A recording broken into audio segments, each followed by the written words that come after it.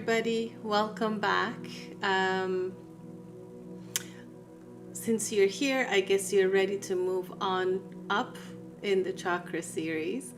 And we are ready to start with our next chakra, which is Manipura in Sanskrit, and in English it is the solar plexus, or it is called the solar plexus. Now we'll talk about kind of all the details of that in a second, but essentially this is the third and the final of the earthly or the lower chakras. It's the third one and it's the last one of the lower vibration chakras, and we start to get higher and higher from there. Now the location and the name and a lot of things that have to do with the Manipura chakra have been given multiple meanings and different interpretations and even a different location. So for example, in the English understanding of the chakra series, we call the third chakra the solar plexus. However, in the actual tantric ideology, in the Vedic ideology, the Sura node is essentially, or nadi, that's the word I'm looking for. The actual energy center that we call the solar plexus is called the Suri, and it is not one of the major 6 chakras in the Tantra tradition.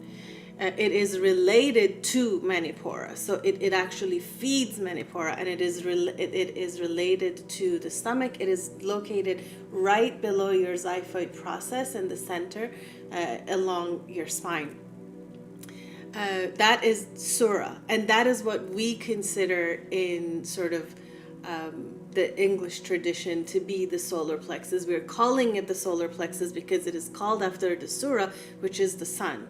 And this idea of it being related to the digestive system and the efforts of sustaining life, feeding, always being filled and never empty. And so, having said that, in the actual tradition, the Manipura, which is the third of the lower chakras, is actually located below, just behind the navel. So the first 3 chakras, the lower chakras, are actually located much lower in the body. So if you think of the root in our trunk, they are all located between the perineum and the navel. They're very low in our trunk. And given that a lot of people, especially in the tantric tradition and ideology, most people don't make it past the sacral chakra. So we don't make it past about 1.5 inches below our belly button, or 1 inch below our belly button. If we do really well, we come up to Manipura, which is at the belly button level. Now, the next chakra is really high up, and it's the heart, and it's in the center of your chest cavity. So the upper 3 is the throat, the third eye, and the crown. So if we keep them equidistant, crown is going to be out of our physical body, which is usually the way that it is described. But if you look at the lower 3 chakras together, the distance is between the perineum and our navel. So the solar plexus isn't actually located where the solar plexus nadi or energy center would be. Okay, so the one that we call solar plexus in the actual Tantra tradition is called Sura, and that's up here next to the stomach. But the actual Manipura, which is the third chakra, is located just behind your navel.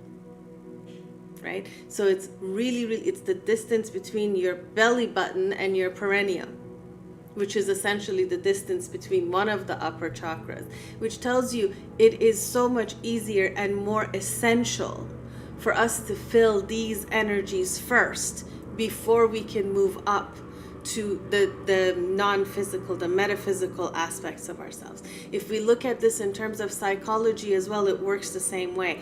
Our basic needs that are at the bottom, the basic needs for shelter, for safety, for food, for security, for those things, they are basic. They come first. Your need for physical safety comes first. Your need to have sustenance and food and shelter, and all of that comes first before you even think about how you belong in society, how you can transcend in society, and how you can self-actualize and become the best version of yourself. So, right? So the chakras work exactly the same way. And I love the way that we can kind of superimpose this chakra idea of guidance in terms of how we are and who we are onto Maslow's hierarchy of needs. They really go well hand in hand.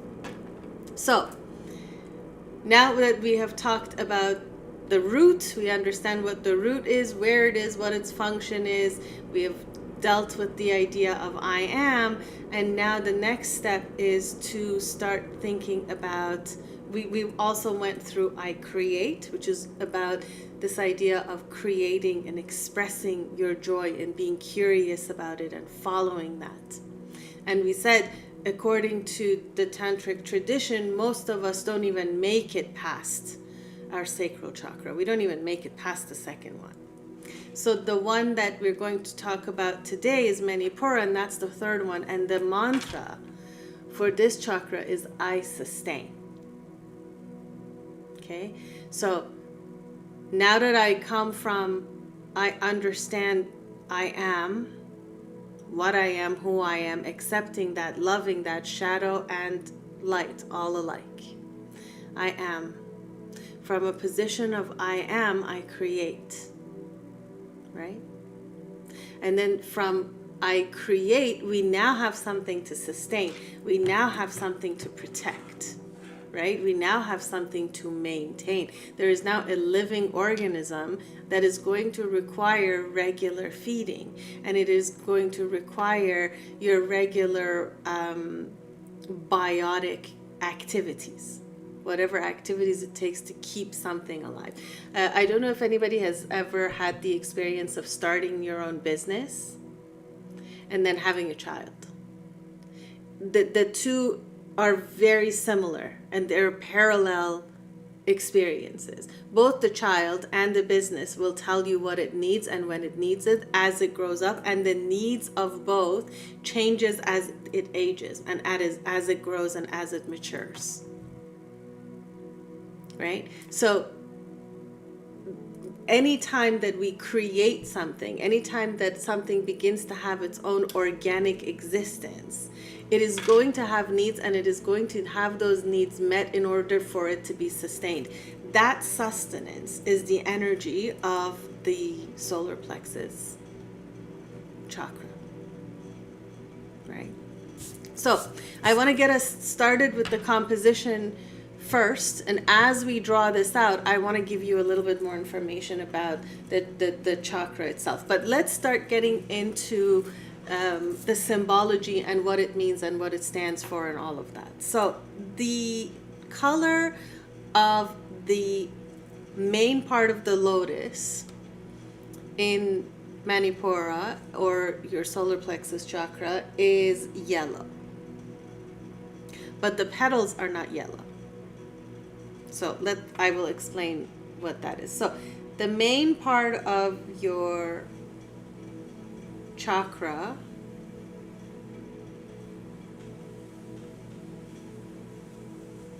is going to be the yellow center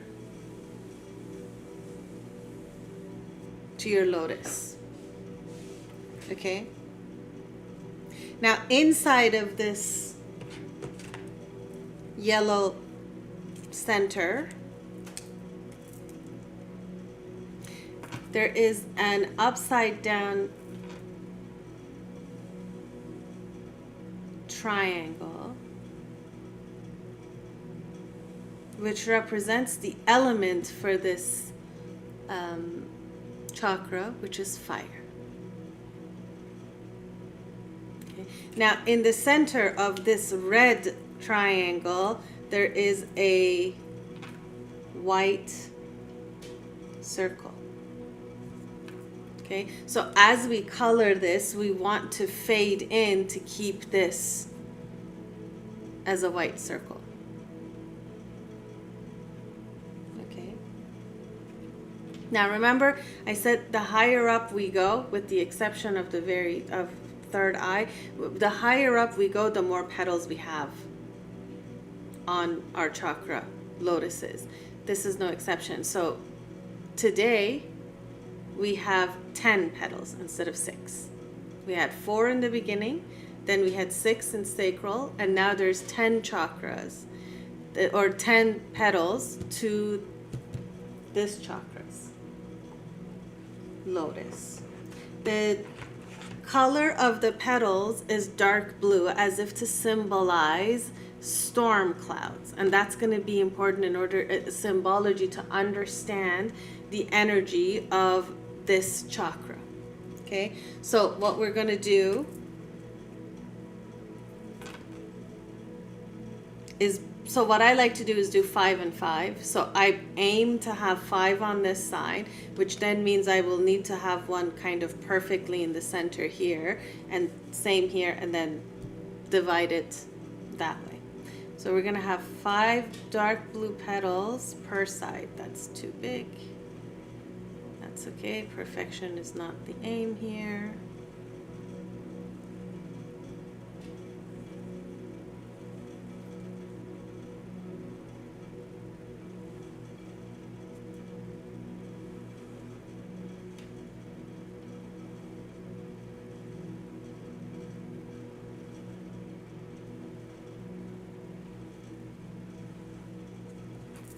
Okay, so you have 10 dark blue petals around a yellow golden center with a red triangle in the middle of your circle.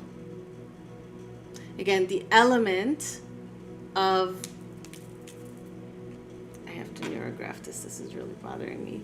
So the element for this chakra is fire. And that's what this red and yellow together signifies, this element of fire, this burning, this adding heat to cook it, to mature something. If you think about it, in cooking, you need heat. You need to add heat and time in order for your ingredients to turn into a meal. And this is what this is talking about, this idea of preparing a meal.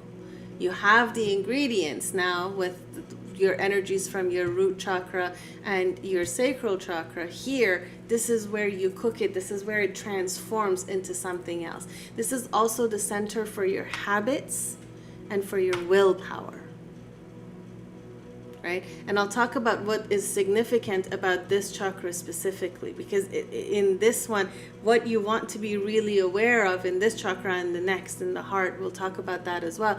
But the idea here is not just to fill and maintain a filled state of energy here. This chakra is always going to be in a state of flux. The energy here is always going to ebb and flow. That's the point. That's why it is the part of maintenance, of keeping life. Life happens in cyclical fashion. Everything that keeps life going happens in a cyclical, circular, rhythmical pattern. The same thing happens with the energy of this. So it's going to ebb and flow. It's going to increase and decrease.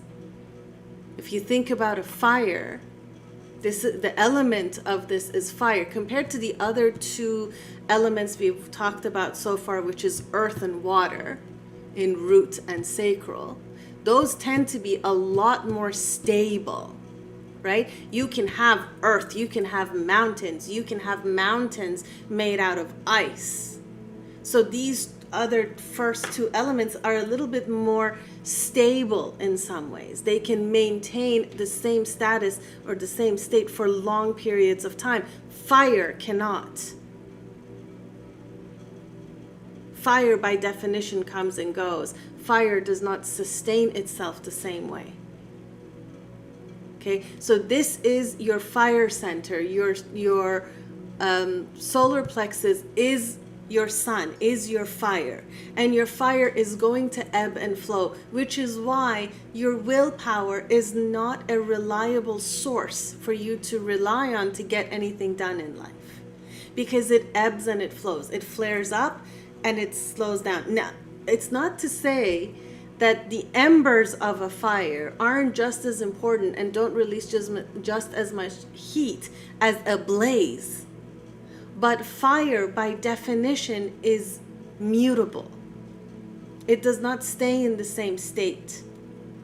As we go into the heart chakra next week, the element there is also air, meaning this idea of dynamism and moving through states a lot more quickly than the state of earth or water that are a lot more solid, that have mass to them.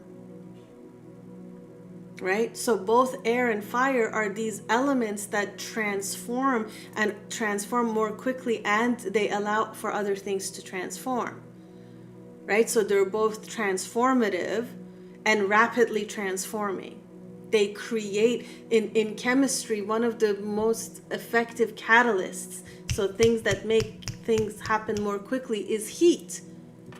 Heat is almost always a universal catalyst. It makes things happen more quickly, but heat is not sustained. Right? It excites molecules for a minute and then it's removed and things cool back down. So one of the things that we need to understand with ourselves is this idea of maintaining ourselves, our status, our success in life, all of that.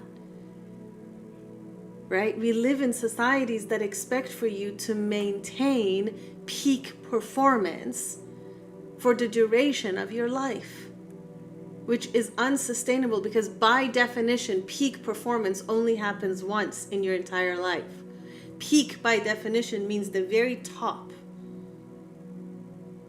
You do not plateau at the peak. Then it's called a plateau. It is no longer called a peak.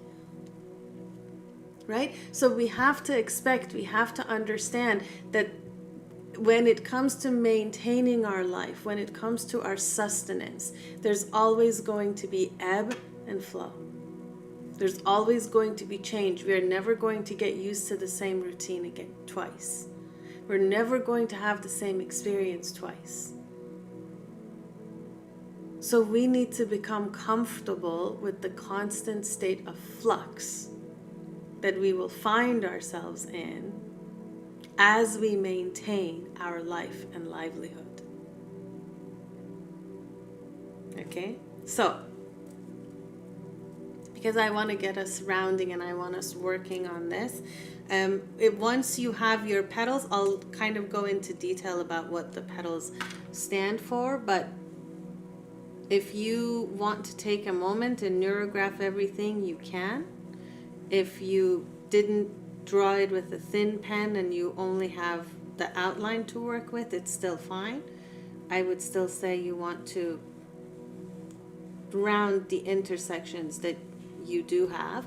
And then the other thing you want to do is, again, we want this the energy of this to emanate out. So I'm going to draw some neurographic lines coming out of the tips.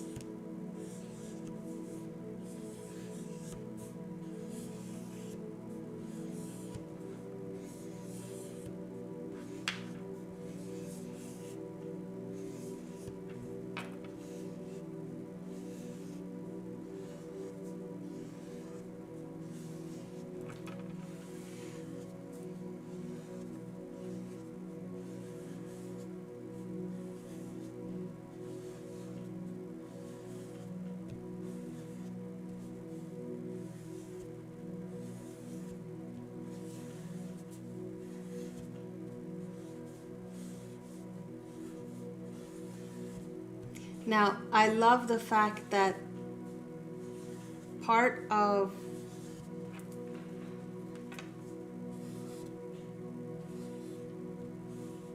the energy of this chakra itself is the dark petals. Even though the center of it is really light, we have really, really dark petals. And the idea is that these petals are supposed to represent storm clouds. And I think that's really, really important. I think the message here is that life is never going to be easy. Life itself will always bring storm clouds. So you will always have adversities to overcome. You will always need to create energy where you feel you have none left in order to deal with a storm, in order to weather a difficult situation. Right? And in these moments, you're going to have to dig deep. You're going to have to find a reason. And that the point of this chakra is that that reason is always within you.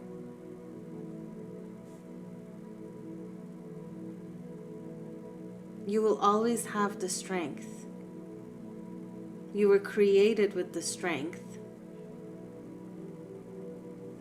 you need in order to sustain your life.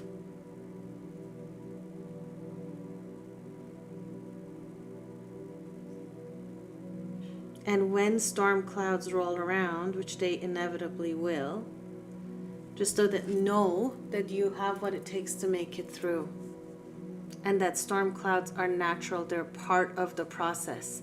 They're part of the thing that make you create what you're creating.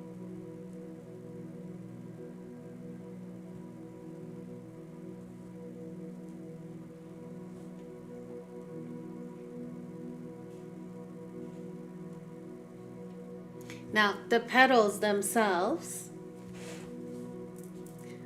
actually represent 10 vritas, or negative energies. Okay, so these are the things that can either bring about these storms, or these are the feelings you can have while you're in that dark, stormy situation.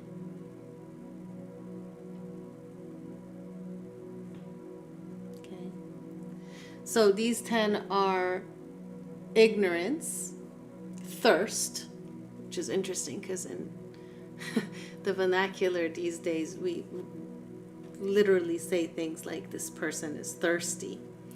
So we understand the connotation of that. Then jealousy, treachery, shame, fear, disgust, delusion, foolishness, and sadness.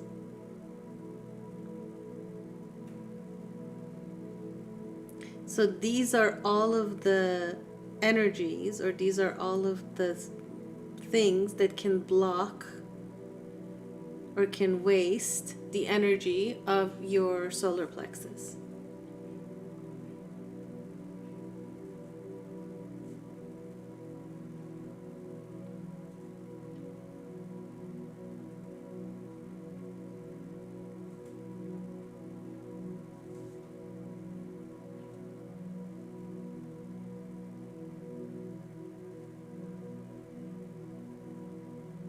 So what we want to work on is becoming aware of what makes us go into these kinds of situations and states.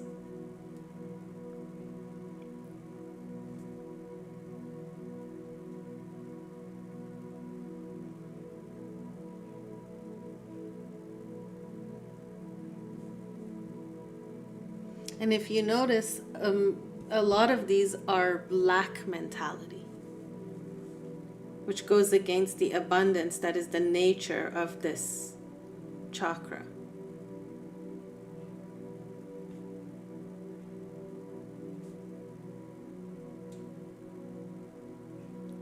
So this is a little fire. This is the fire inside of you that is literally surrounded by storm clouds, which is at the core what you are. A little flame, a little fire that is surrounded by the occurrences and everything that happens in our life, and the good and the bad and the ugly and the indifferent.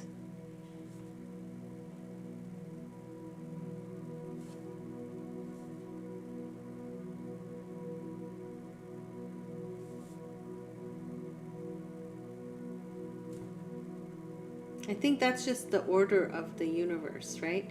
Think of even our sun. The sun that gives us so much light and life and gravity so we can keep in orbit hurling around this massive ball of fire is surrounded by space, which is this dark, cold, vacuumous space, which is very different from the sun itself. You are the same.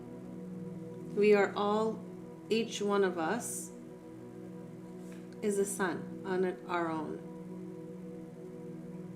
And it sometimes can feel like we are surrounded by darkness, we're surrounded by rain and pain and suffering. And how much of this you put into practice will actually have to do with how well you have managed your other two chakras, right? So the more self-confident we become, the more healed we become from our past traumas, which means we heal our root chakra, because that is where our samskaras, that is where our pain lives. Okay, so when you have been hurt, your pain lives in your root chakra, but it expresses through your sacral chakra.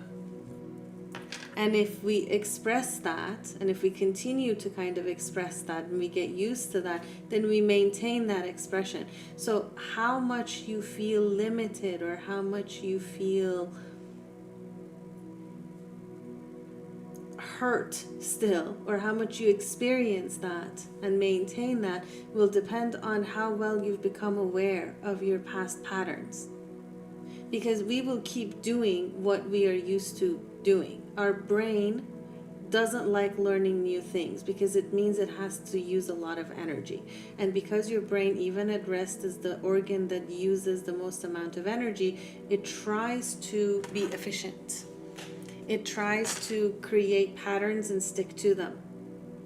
And when you're learning something, you're learning a new pattern, and that takes a lot of energy. So your brain doesn't kind of want to do that. It wants to get into patterns. So once you become comfortable with something, you're going to keep doing the same thing out of habit over and over and over again without even realizing that you are following those patterns.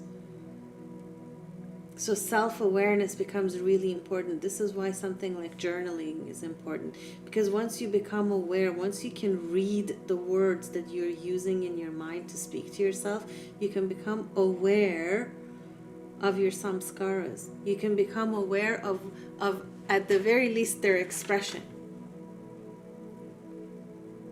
And once you become aware, you can't change what you don't acknowledge. Once you become aware that they are there, you can choose to heal them.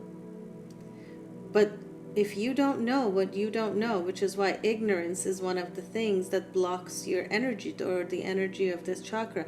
If you don't know what you don't know, then you're going to keep doing things out of ignorance that are actually hurting you. So knowledge is key, knowledge is power, but knowledge is not judgment. Becoming aware of your trauma isn't the same thing as being held responsible for them or being blamed for them. Again, shame, guilt are the other two that are mentioned, the other two of the other petals, right? Disgust.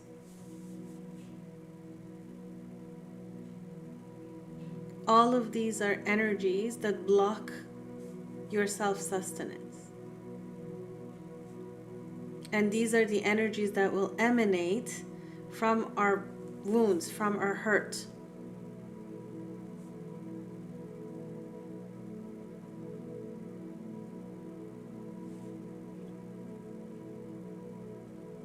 So if we look at the way we have learned to sustain our life right now, what our beliefs are, what our habits are, having insight into that will allow you to go in deeper, will allow you to be curious and find more that has to do with your root chakra.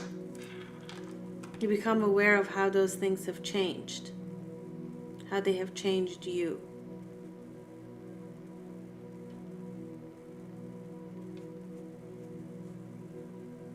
And again, once you have awareness, once you know, you can actually do something about it. You can actually choose to change it. Or you can choose that it's working well for you and it's become a good coping mechanism and keep it. But at least now you're doing it with awareness. Now whatever software is running in your mind, you have chosen for it to be there. Somebody else hasn't planted it without you becoming aware of it. You know, we live in highly socially engineered worlds today. Pretty much every aspect of our life has been socially engineered. From the way we interact with each other, to the things that we consider valuable and moral in our societies, to our fashion senses, to all of that. It's all socially engineered. And the reason that we know that to be true is because there's such a vast difference between different cultures. Because if they were just a human condition, they would be universal, kind of like the way that rules of medicine are. Right? It doesn't really matter what country you come from. A normal human's blood pressure, no matter what their culture is going to remain the same. Right? But cultural norms are not constant. They're not the same. They don't remain the same. So that tells you that they're constructed, they're not innate. They're things that we learn in our societies, and in different societies we learn different things.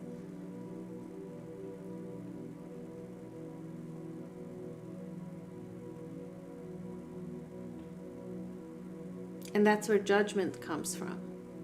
That's where shame comes from. These are the tools of societies, in every society, to keep you accustomed to a certain way of being which they want, that the social engineers want.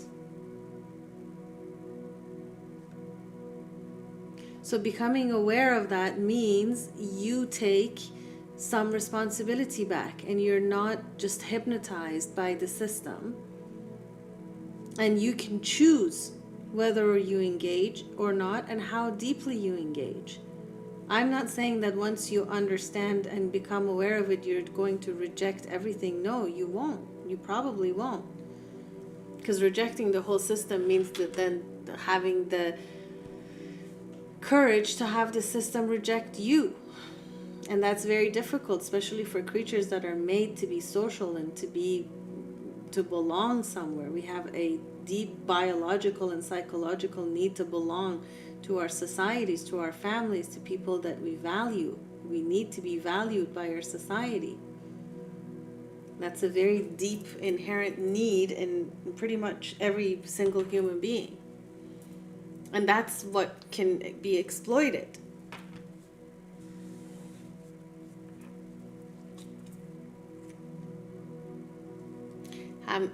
Having said that, the whole point is, once you have awareness, you can choose what to do with it. So you engage with this system in an empowered manner, as opposed to just having to deal with what you get, because it is what it is. You don't have the power. You don't get to choose.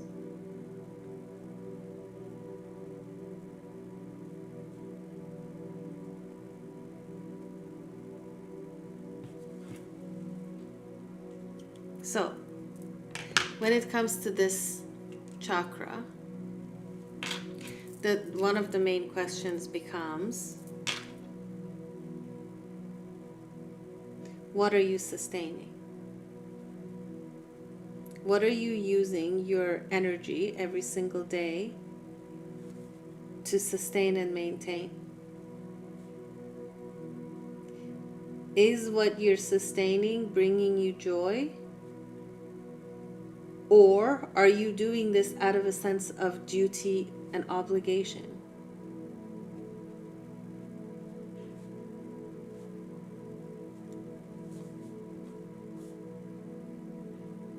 Because again, the enlightened way, the enlightened thing to do here is to maintain those things, is to spend your energy, your life force, your Shakti, this irreplaceable energy that you have, that no one else in this world has and nobody else is ever going to duplicate.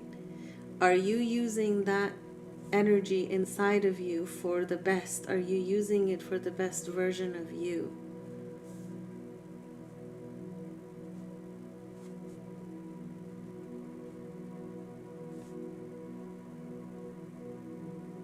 Think about it. Think about how much what you do on a day-to-day basis leaves you feeling satisfied, leaves you feeling happy, leaves you feeling like you have purpose.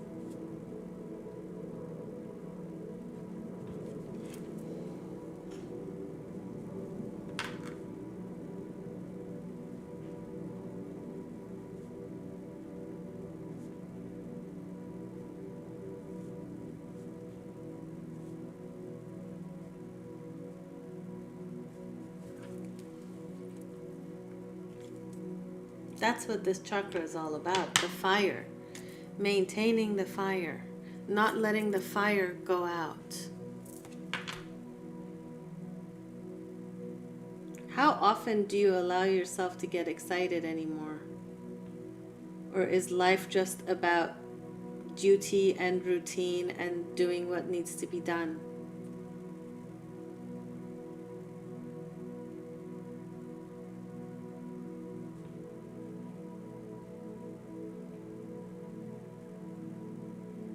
Because what this chakra wants to sustain is your joy. What you want to sustain is the expression of your joy.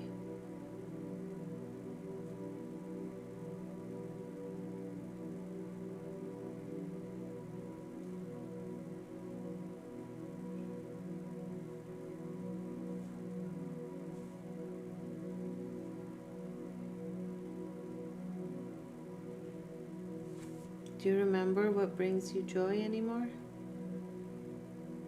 Are you actively engaging in things that bring you joy, or are you postponing your joy, saying later?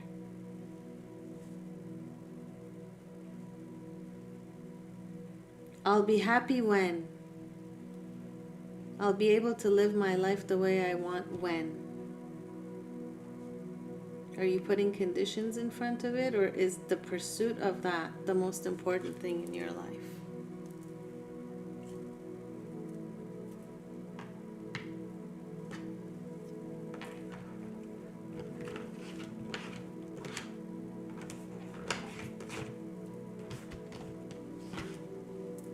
The invitation with this chakra is to look at what are you maintaining and why. What are you using the majority of your energy on?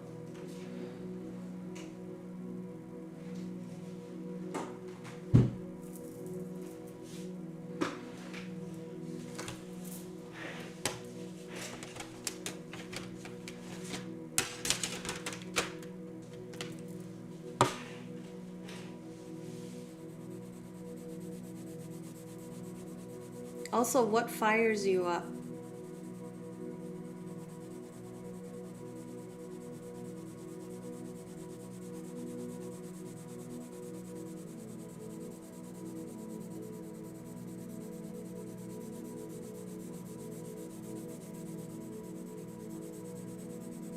How much fire do you have left? What is your relationship with fire? When I say the word fire, what comes up for you? Now remember, I'm going to color the triangle red as well. But remember that we are not going to touch that center. Okay, we're going to leave the center white.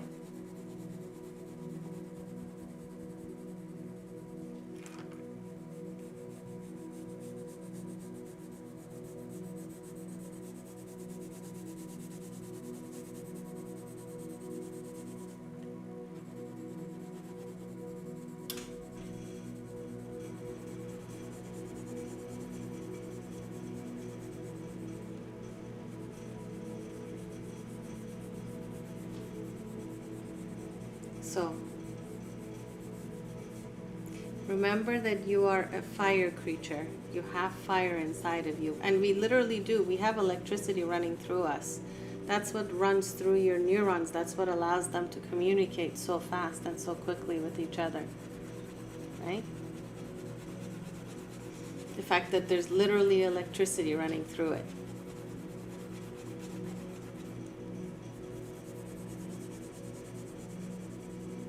So we have fire inside of us. What are you using your fire for?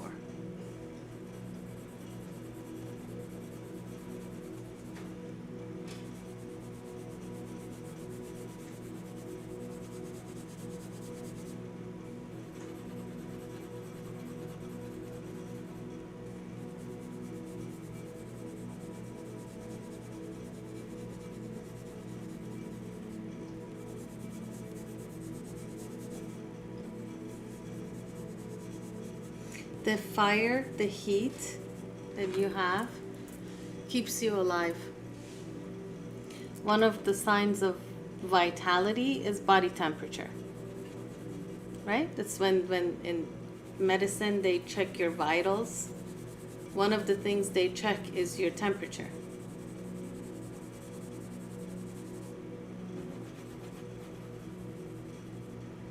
Because a dead body is a cold one. When you no longer have your cells engaged in biotic activity, you lose temperature. Your body cools down because there is no more movement. What keeps your body alive is that movement.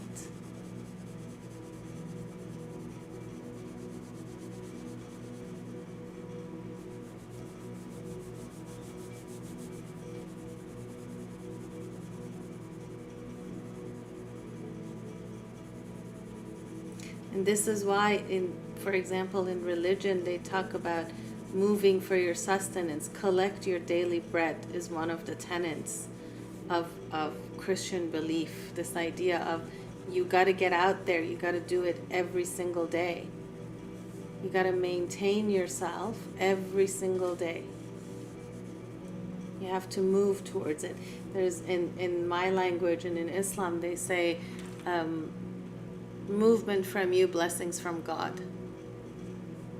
Right? So you move first. You do the first thing.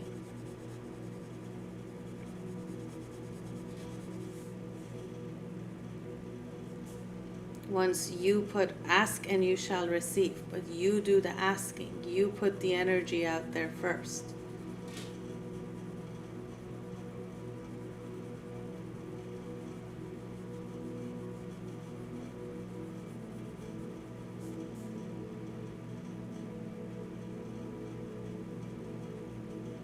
This chakra is always constantly moving. Think of your stomach. Your stomach is never, it's the part of you that is the organ that's responsible for feeding you, right? It never stops moving. It never stops ebbing and flowing. You fill it and it empties. You fill it and it empties. And you fill it. So it's never going to be constant. We also forgot the seed mantra, which I'll put in the center in a minute, once we have colored everything in.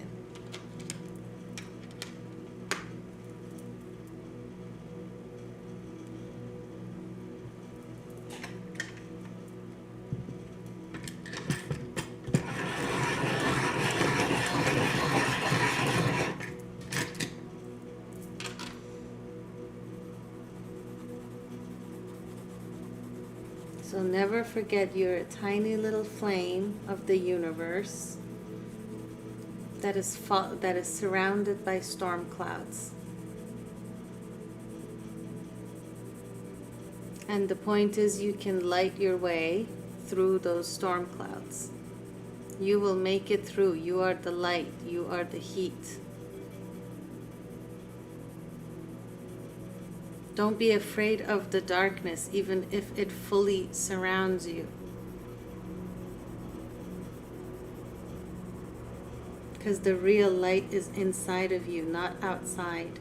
Doesn't matter how dark it gets out there. You have what it takes to sustain yourself. And you have what it takes to survive and thrive. Right?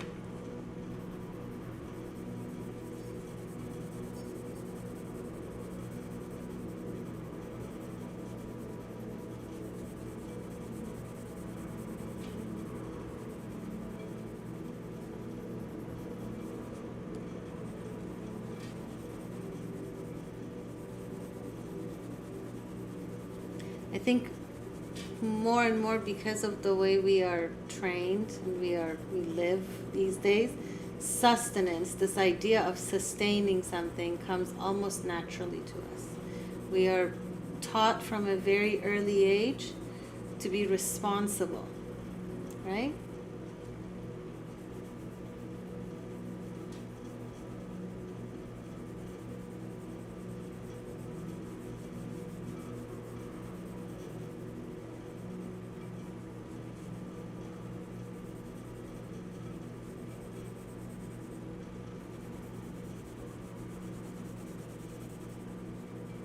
The sense of duty to those outside of us and around us comes to most of us quite naturally. But do we have that same sense of duty to ourselves? When we don't have that sense of duty to ourselves, we procrastinate.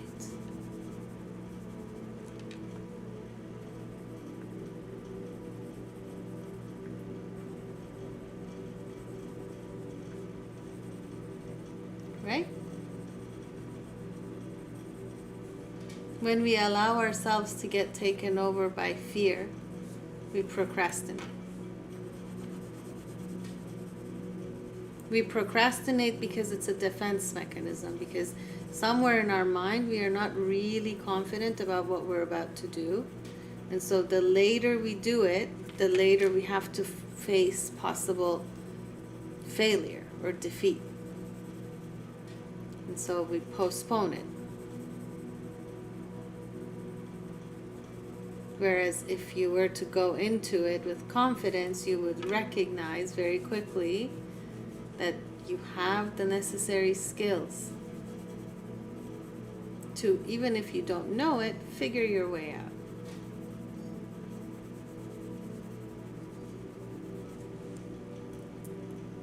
Right?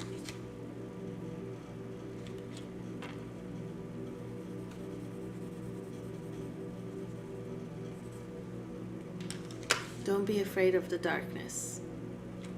It is not there to hurt you. The darkness is just there to give us all an opportunity to observe ourselves. So even if you are completely surrounded by it, you should not be afraid of it. And don't run from it.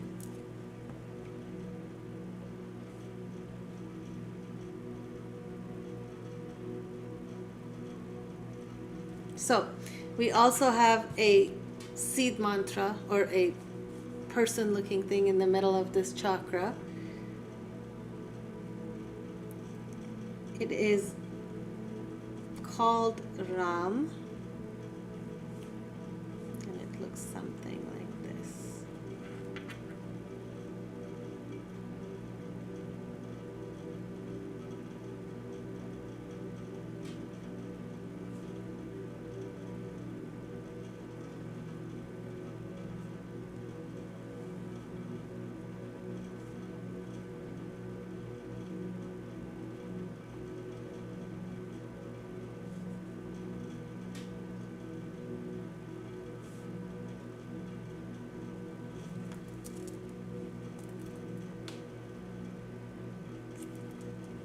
And that's it.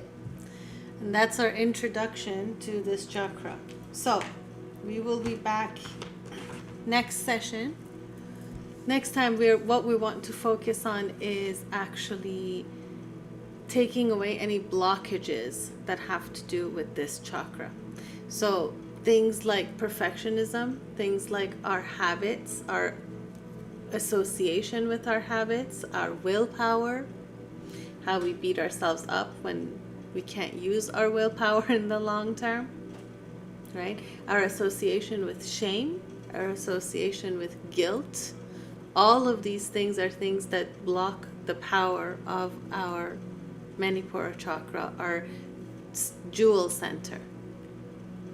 Okay, and they dim the way that we shine, or we allow ourselves to maintain a shine. Okay, so I hope this was informative and you were able to keep up. If you have any questions about anything, please let me know.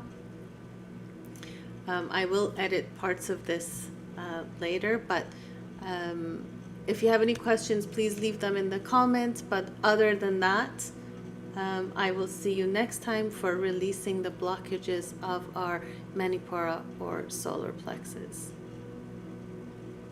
Oh, I'm glad, Liliana. I'm glad. So tomorrow, my pleasure. I will see you tomorrow then. If this is the one that's important for you, I will see you tomorrow at noon Eastern, 3 p.m.